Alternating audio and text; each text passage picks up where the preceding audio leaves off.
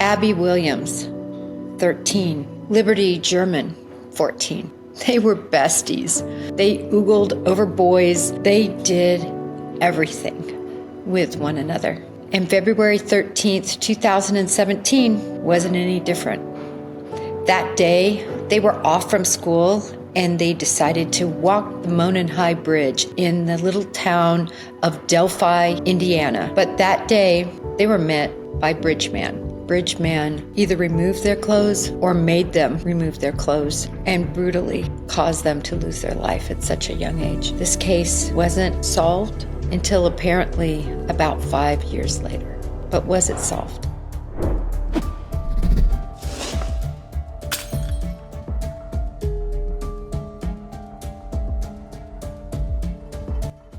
True crimers, welcome to Break the Case. I'm your host. I'm Jen Coffindafer. I have over 28 years of federal law enforcement investigative experience, and I'm so excited to have you join the program. We cuss and we discuss true crime here. I'm going to have a take, and I hope you have a take too. I love to read the comments and welcome all your ideas, thoughts about the cases we discuss. So let's get going without any further ado.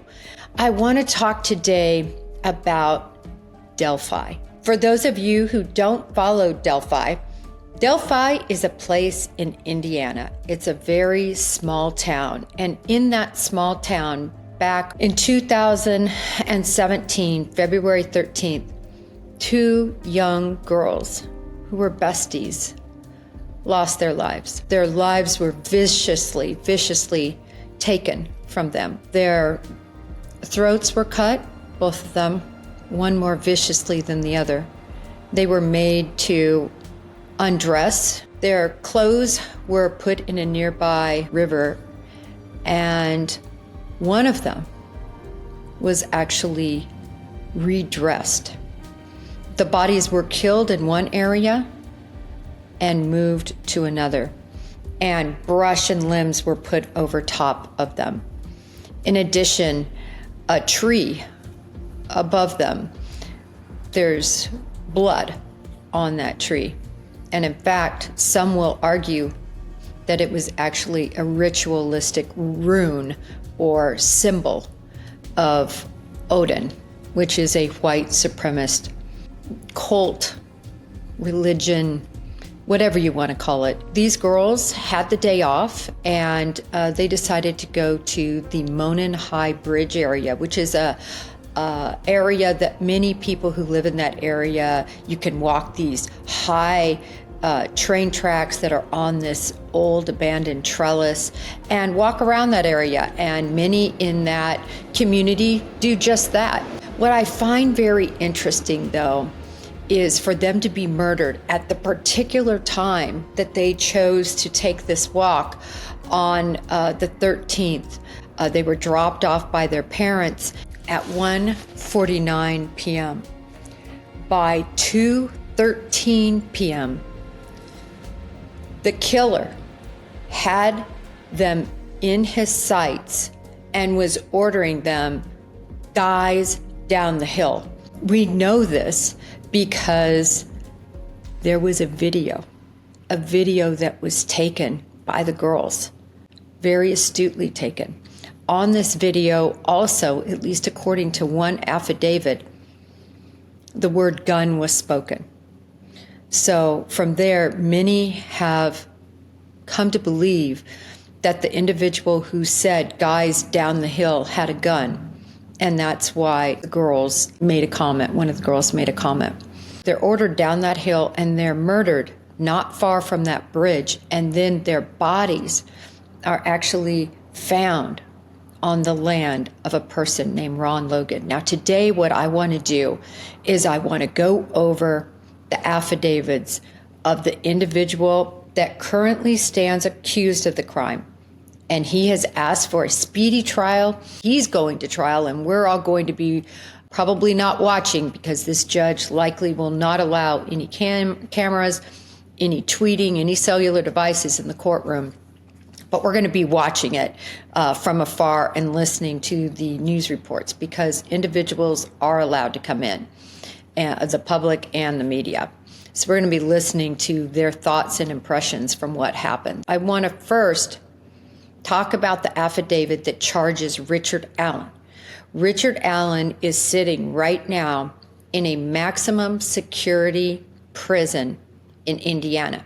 Now, for those who may be less familiar with true crime and incarceration and, how it all works, when we say someone's in jail, that typically refers to a county jail. And typically that means either they have gotten a sentence that's a year or less, or they are awaiting criminal trial proceedings. In all instances that I've ever known about, and that experts will tell you they know about, unless a person is in jail and attempts escape or attempts to kill somebody or attempts to hurt a guard or something like that, that's where individuals charged with a crime are housed. Why? Because jails have facilities where they can meet with their lawyers, they have little conference rooms, they have interview rooms, they have access to phones, they have access to pads now, they have televisions, they can often go to church, they can order vegan diets. They have the ability to have a much more relaxed incarceration situation than a maximum security. A maximum security, you're in your cell 23 hours a day if you are in lockup that provides for that.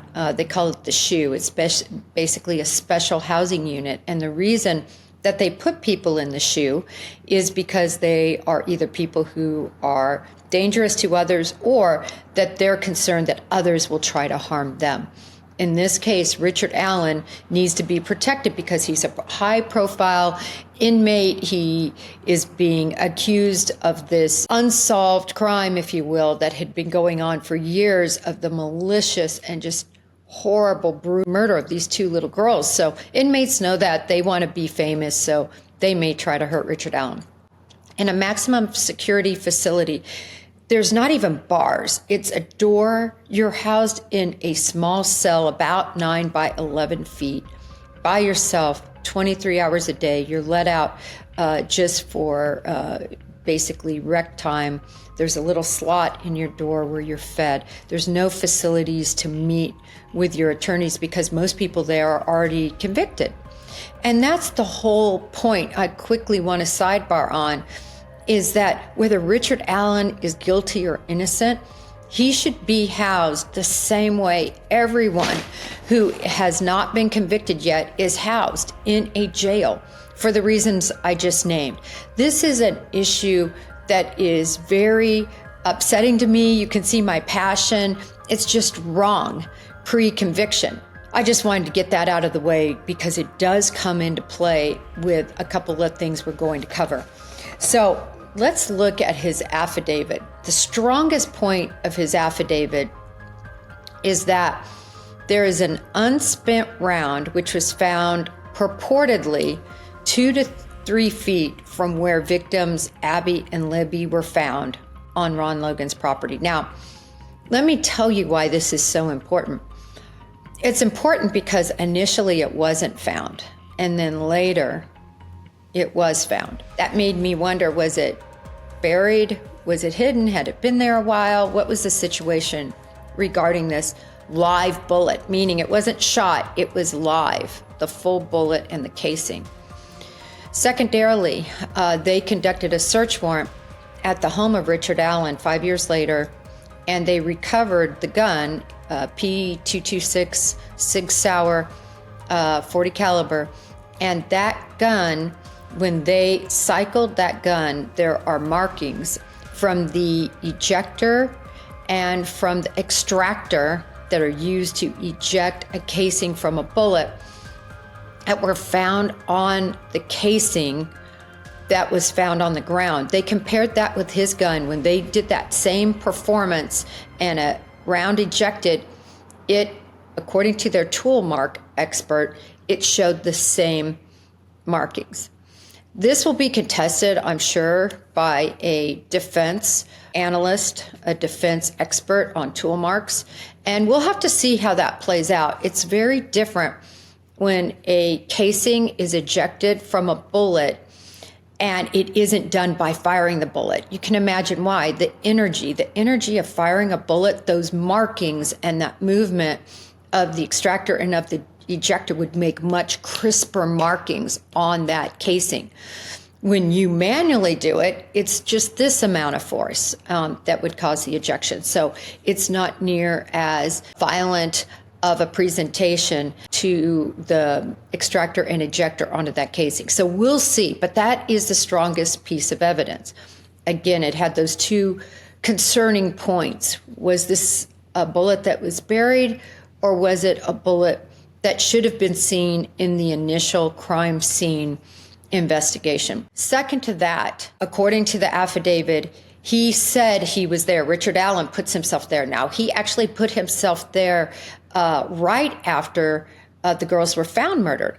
He approached an officer, I believe he was a conservation officer, and told him, hey, listen, I know they wanted us to come forward because there had been an announcement out if you were ever in the Monon High Bridge area on the 13th of February, you need to come forward and tell us. And that's what he did. And that report was written up and perused by law enforcement, the lead investigator. I can tell you, in a command post setting or in any setting, when you're a lead investigator, everything comes through you. There's no clerk that makes the decisions. There's no even an agent or an officer that, it's not that they're below you, but they're below you on that case when you're the case agent, when you're the detective assigned. And everything goes through you. The buck stops with you, so it must go through you. And it was decided at that point that it would be filed away, that it wasn't relevant. Years later, about 5 years later, that report was re-examined, and I have always said there is a reason for that. This wasn't, in my opinion, out of the blue, although law enforcement seemed very shady when they tried to say that. Oh, well, we just thank you to this clerk for finding this. No, it had been there. And they also tried to blame the FBI. That's ridiculous. The buck stops with that detective, the lead detective. But in any event, let's call your attention now to this affidavit and the fact that they interviewed Richard Allen, and he himself said again, yeah, I was there. It was my day off. He worked at CVS Pharmacy as the photo technician. He'd been working there for years. He lived in a nice middle class home in Delphi. Typical guy, married. He had a daughter. Went to bars at night with his wife. Kind of just your everyday Joe.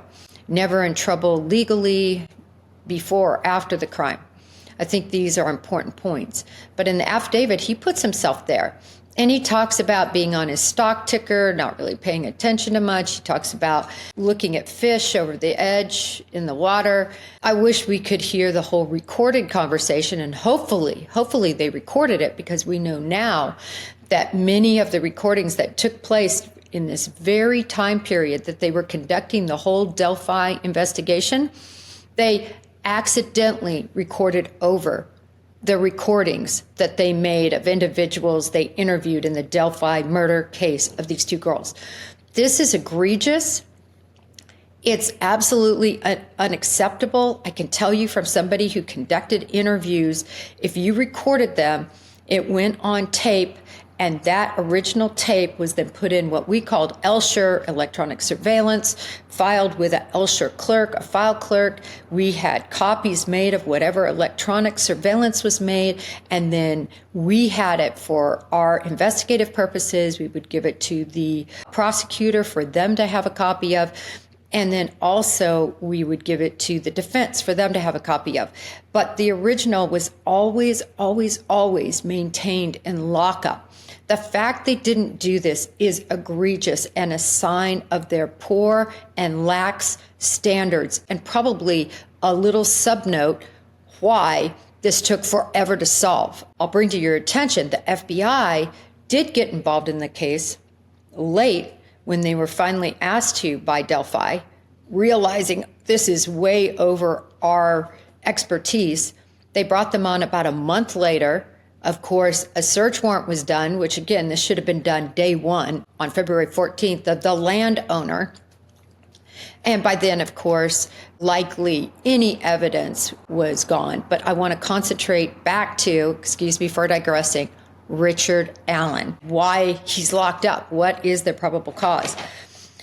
There is also, in their probable cause affidavit, they talk a lot about different witnesses that, they're trying to say saw him. This is the problem. There are various contradictory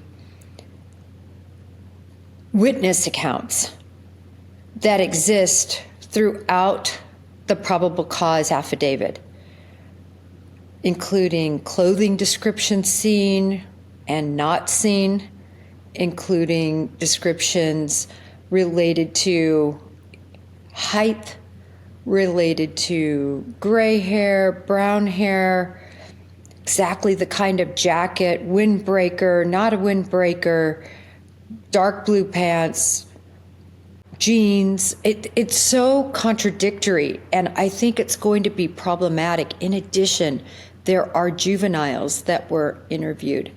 What are they going to say when they are on the stand? How is their recollection going to be? You can see there are issues. There's issues where it looks like things are sort of cut and put together and woven together to try to give some sort of consistency in terms of what these witnesses saw, only it's not consistent. And let's not forget the description of the vehicle. The vehicle described was a smart car type vehicle that was parked, attributed to Richard Allen. Also, they described a boxy type vehicle. Well, Richard Allen owned at that time a black Ford Focus. You can see it doesn't look anything like a smart car or any other kind of boxy car. I think this is going to be problematic. Witness identification and witness statements, especially after all these years, and especially because I think there's going to be other witness statements that are contradictory that weren't listed in the probable cause affidavit, they're the most problematic type of testimony. And I think this is going to come out to be a significant issue during trial. That's your probable cause that has landed Richard Allen in a maximum security prison. That's it. And he was arrested in October. He's been there well over a year and, going on 4 or 5 months now under those conditions. Since he was locked up, he, according to prosecutors, confessed to murdering Abby and Libby. He, according to them, on jailhouse recordings, every time you speak to somebody, if you're in jail or in prison, it's going to be recorded. But supposedly, he told his wife, I believe on 4 occasions, and his mom on 1 occasion that he killed the girls. If he gave details, if he gave his reasoning why, if he provided information in and around those where he seemed intelligent, where he seemed reasonable, in other words, he wasn't losing his mind, that will be the linchpin. Not what was in the probable cause affidavit. I don't even know if you could really glean probable cause to search somebody's house from this information, but they did, and they did search it. These confessions are going to be so important. They'll decide his guilt or innocence in this case, is my belief. If he sounds like a rambling, babbling idiot, like he's lost his mind, like he's questioning whether he killed them, that's going to be a problem for the prosecution. Recall, too, he had lost a huge amount of weight. Defense team said he was literally eating paper. He was not doing well. was not doing well, wasn't eating, etc. If those are the conditions that he gave his confession in, we'll see if this is going to be believed by a jury. Now, I want to talk about Ron Logan, and I want you to recall, if you will, that the prosecution team said from one of the very first hearings, listen, we think there's somebody else that was involved. They said that. It's on record. The prosecutor said that. So maybe it was Ron Logan. When the FBI got involved in this case a month after the murders, the FBI prepared a probable cause affidavit to search the premises of Ron Logan. And they found probable cause to not only believe that there could be indicia of the crime there, but also to believe that Ron Logan was involved in committing their murder. Let me tell you the evidence they had, because it's pretty strong. One, he falsified an alibi. He not only lied to investigators where he was point blank, he got somebody else to lie for him. And they later came out and said, yes, I lied. He got me to lie. And so all of that came out, to lie about where he was at the time of the murders. This is absolutely huge. What people who are in Logan's court want to say is, well, he was driving on a suspended license and he didn't want anybody to know. No, he did that often. He drove on a suspended license. You don't go to those links, and it happened to be just at the time of this murder, to create an alibi and get somebody to lie for you. Number two, these crimes, the murder of both of these girls, this took time. Clothes were removed. Bodies were reclothed. The murder took place in one place. The bodies were put in another. The bodies were covered.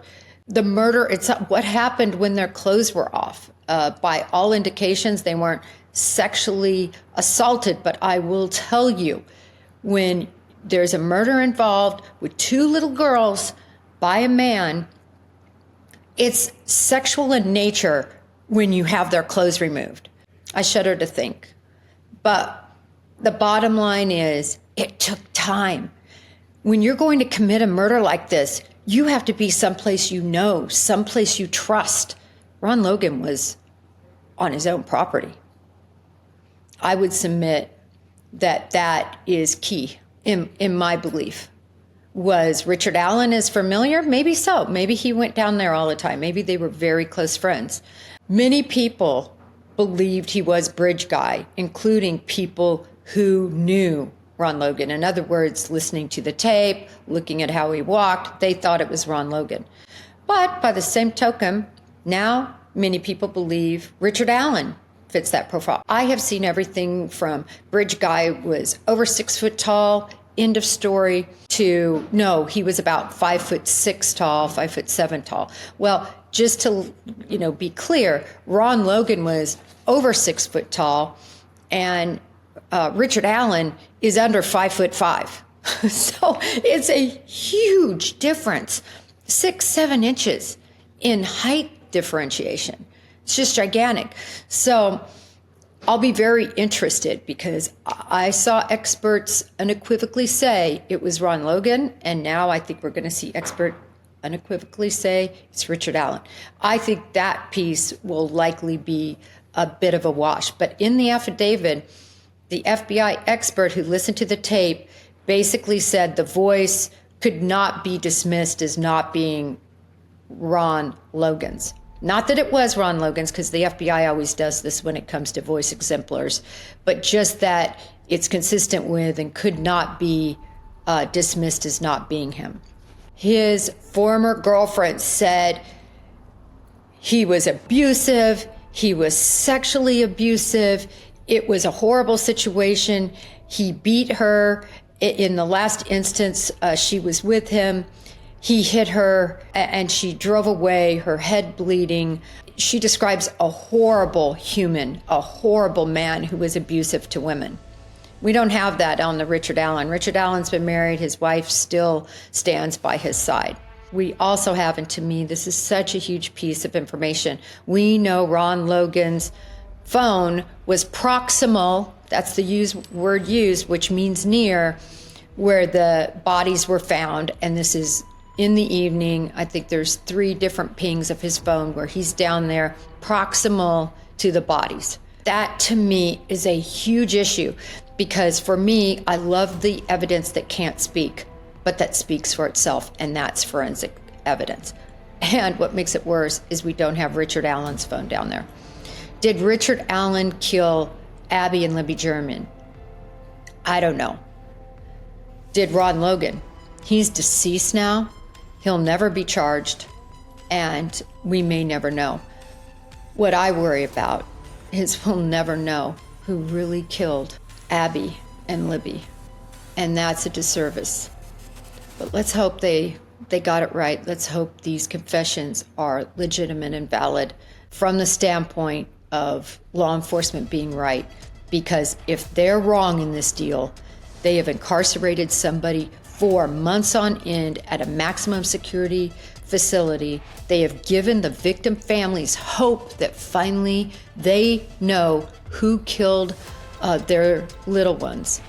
And a community, if it's not Richard Allen, will still be at unrest, because that means there's still a vicious murderer out. If you enjoyed this episode, I hope you subscribe, hit the like button. It's all free. And until the next time, may justice be served.